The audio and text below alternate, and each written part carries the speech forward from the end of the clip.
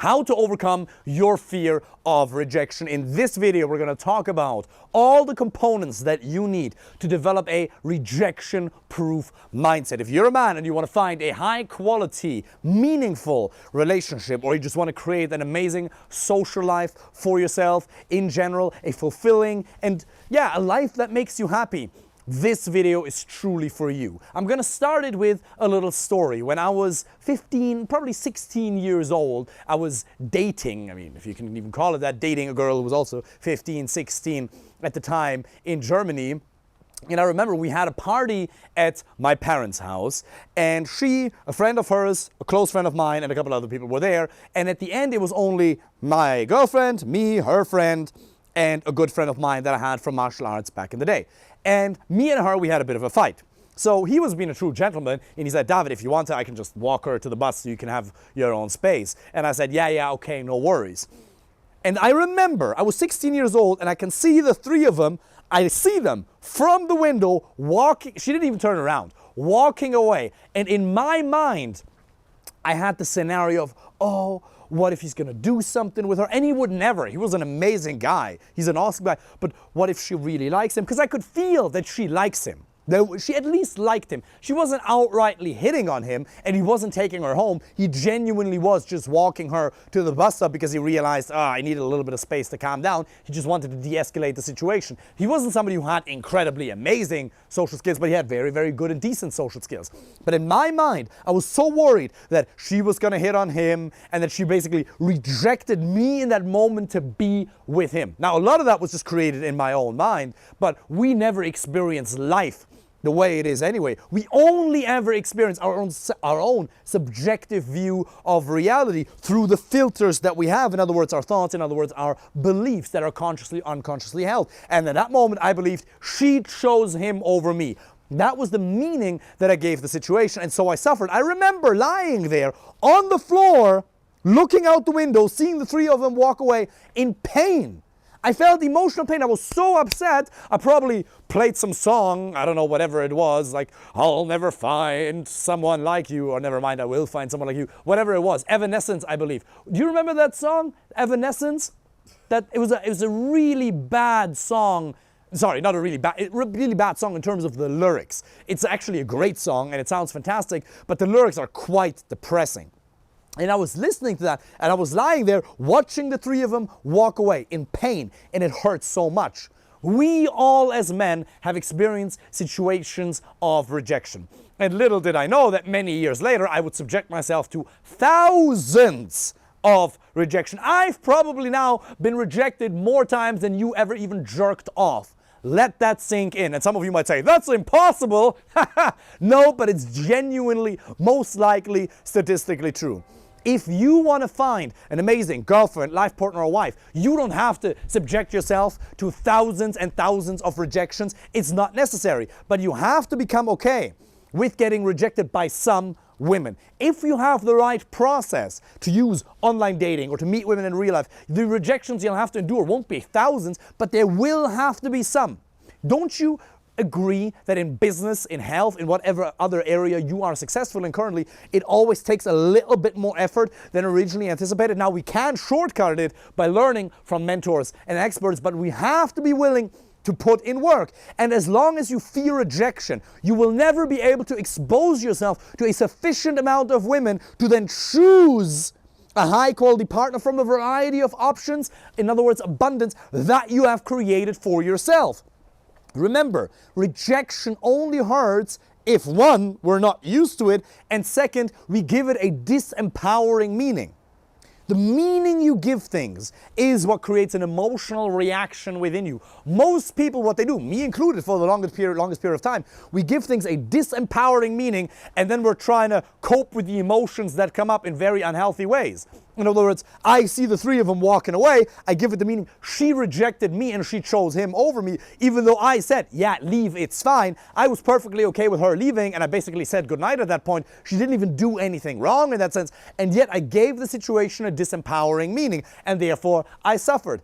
If I had given the situation the meaning of like, okay, I told her that it's basically okay to leave, I mean, basically okay to leave. We said goodnight and she walked home, and he was kind enough to walk her to the bus stop because there was a little bit of conflict between us. It's the most normal thing in the whole world. She's just going home.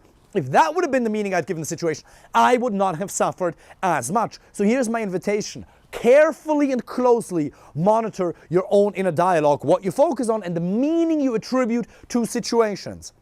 Whenever you suffer in life, other than it being outright physical pain or one of your close loved ones dying or something similarly tragic, it's only ever because you give situations a disempowering meaning. So let's say you're in a Starbucks, you walk up to a lady and you say, "Excuse me 2 seconds, you're really cute, I wanted to come and say hi and meet you." And then she says, "Oh, you actually have a nice conversation," and then you build a little bit of attraction, then you go for the Instagram close or you want to exchange numbers, and then she says, "Well, actually I have a boyfriend, no thank you, see you later." The meaning you give that situation depends how you will create your emotional reality afterwards, will dictate your own emotional reactions. And now you might say, "David, I can't even possibly imagine myself doing that, walking up to a woman in a public space and telling her, wow, she's attractive." I know you might not be able to do that, but remember there's a process called progressive desensitization. If that seems out of reach, first of all, you don't ever have to do that. You can simply use online dating, but trust me, if you want to rest in the relationship, grounded in your own masculinity, learning to approach women in real life in any scenario is an absolutely important skill set. And you will have to subject yourself to a sufficient amount of rejections to the point where it doesn't mean anything anymore. In business, people do cold calls. Maybe you've done it, maybe you haven't. If you call a sufficient amount of businesses, you will keep getting rejected over and over again, and at some point it doesn't mean anything anymore. There's zero emotional reaction to it. One, because you've changed the meaning that was associated to it, and second, you've gotten used to it. So, let's say you're in a Starbucks, you walk up to a lady and you say, "Excuse me 2 seconds, you're really cute, I wanted to come and say hi." Let's say she just brushes you off immediately. It's a harsh rejection, or it's a very soft rejection, or she's actually interested in you, but she tells you, "Oh, I'm sorry, I have a boyfriend." It's some type of a rejection. If you then conclude that you must be a worthless piece of shit, that you're not worth loving, that there's something wrong with you, how come I never get things right, I'm not good looking enough, I'm not tall enough, women only want me for my money, whatever excuse you might come up with, if that's the meaning you give the situation, you will suffer. And then what happens? You take a certain action, you approach a woman, you get rejected. You give it a disempowering meaning, you say, "Okay, I'm doing something wrong, I'm just not lovable, there's something about me women just don't like." What's going to happen then? Then you change your beliefs. In other words, the actions you take, they create certain results, right? Then that result you interpret in a certain way, and then that feeds into your new mindset. If you take an action, you approach her, and you say, "Hey, I really like to meet you," blah, blah, blah, you do the approach, she rejects you, then you give this a disempowering meaning, then it feeds into a disempowering belief set, and what's going to happen? Are you going to approach women again, or are you going to stop? "No, I'm not going to be able to do this anymore." But it depends not on the rejection in and of itself, but again, the meaning you've given the situation. We are meaning-making machines as human beings. And if you want to develop a rejection-proof mindset, it starts first with understanding that rejection means nothing. You have lived your entire life without the approval of a random stranger. Why would all of a sudden your self-worth as a man depend on the approval of this random woman? It doesn't. Also, by the way, you can, a very useful mindset when you see somebody in a rock climbing gym, yoga. Now, obviously, the way you approach somebody within a given social circle as opposed to a random public space is a bit different. It has to be a little bit more indirect. But when you go for it, you can tell yourself in your own mind, "Let's find out. She's very attractive. Let's see if she has a great personality. Let's go find out."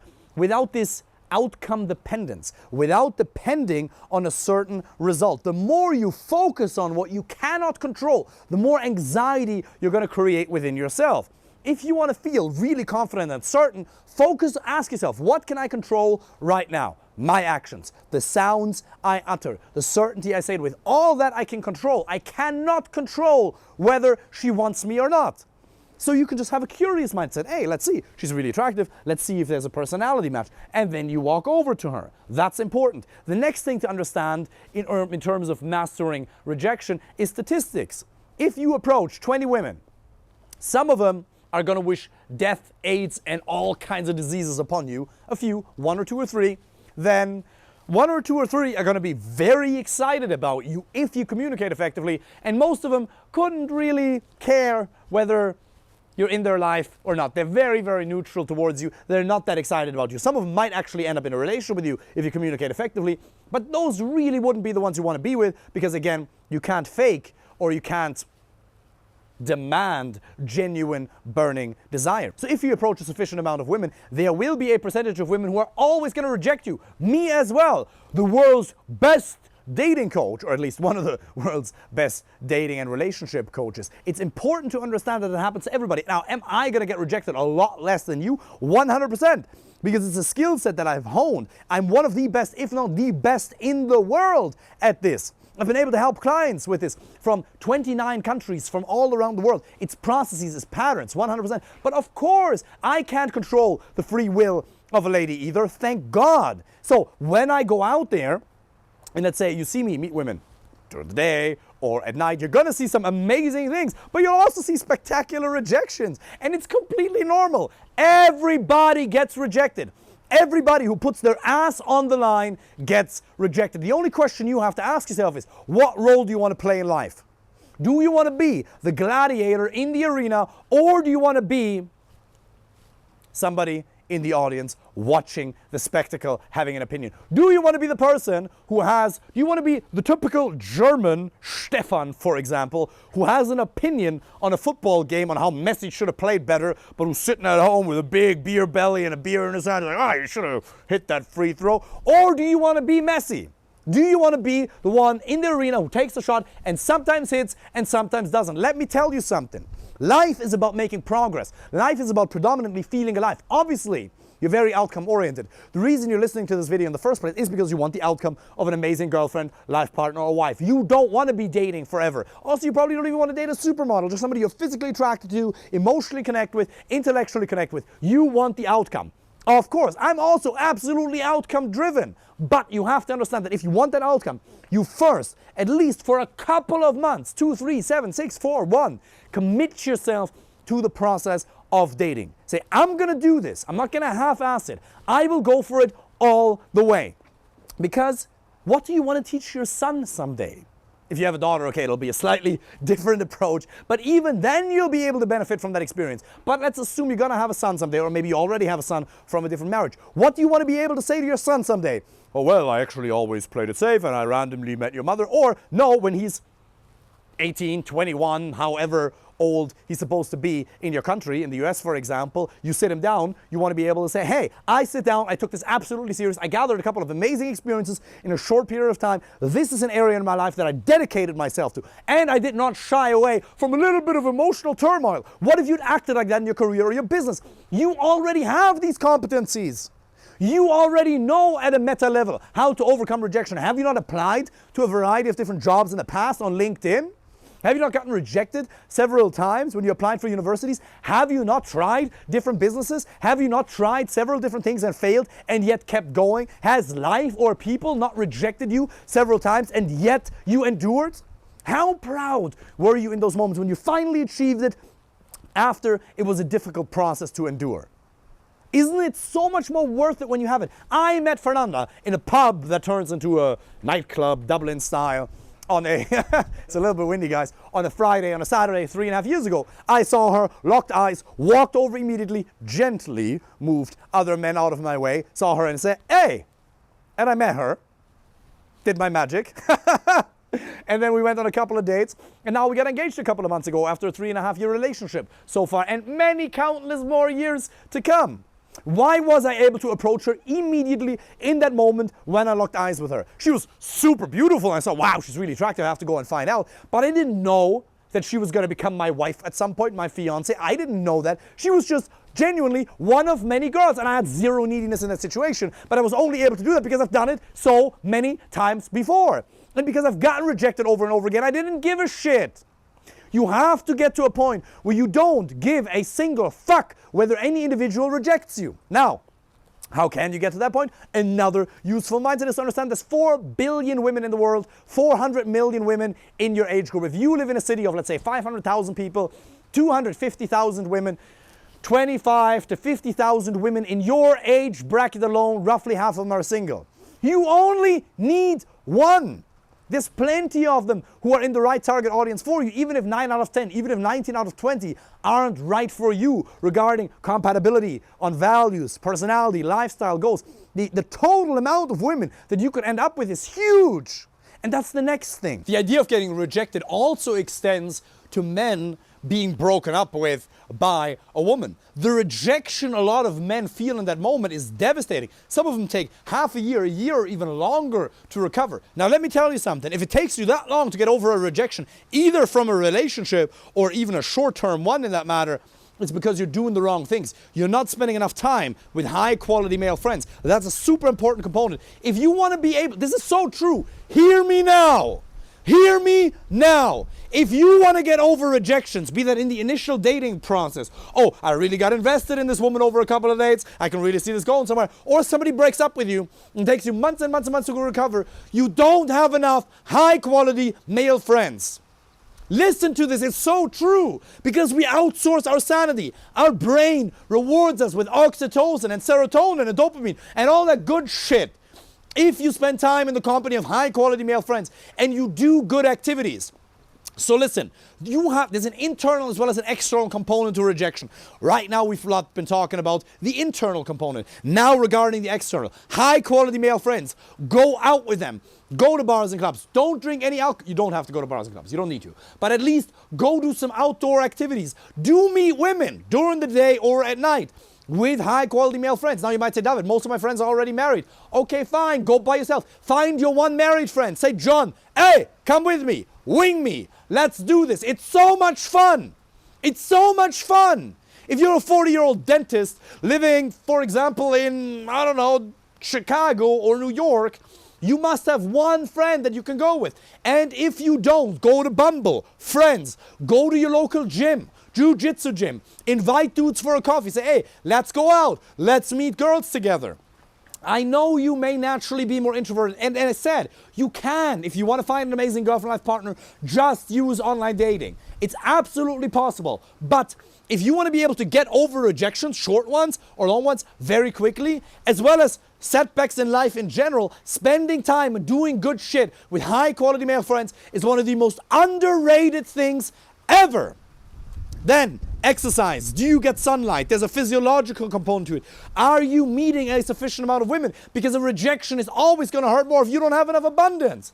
If you just create, for example, if I go out on a Friday night and I approach 3 women and all reject me, I'm going to feel like shit. But if I go out, I'm going to do 20 approaches. And you don't have to do it.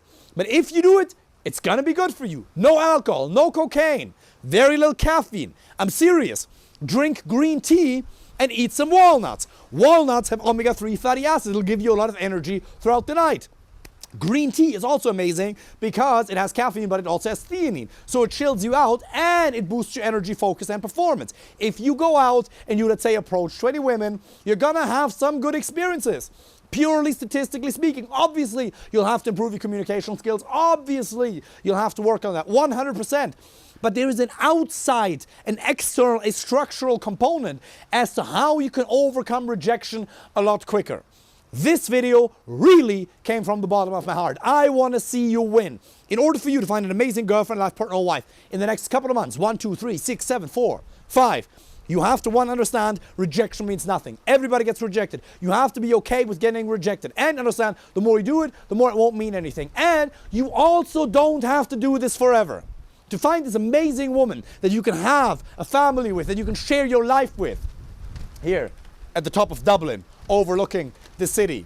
If you want someone like that, it's only going to take a couple of months, but commit yourself fully to the process. Learn to love the process first, even though what you want is the outcome. Commit yourself to the process. If you want the process more than the outcome will come. Same in business. If you dedicate yourself to the activities, if you learn to love the activities, or at least do them with a degree of discipline, the outcomes will follow naturally. I sincerely wish you all the best. Take care.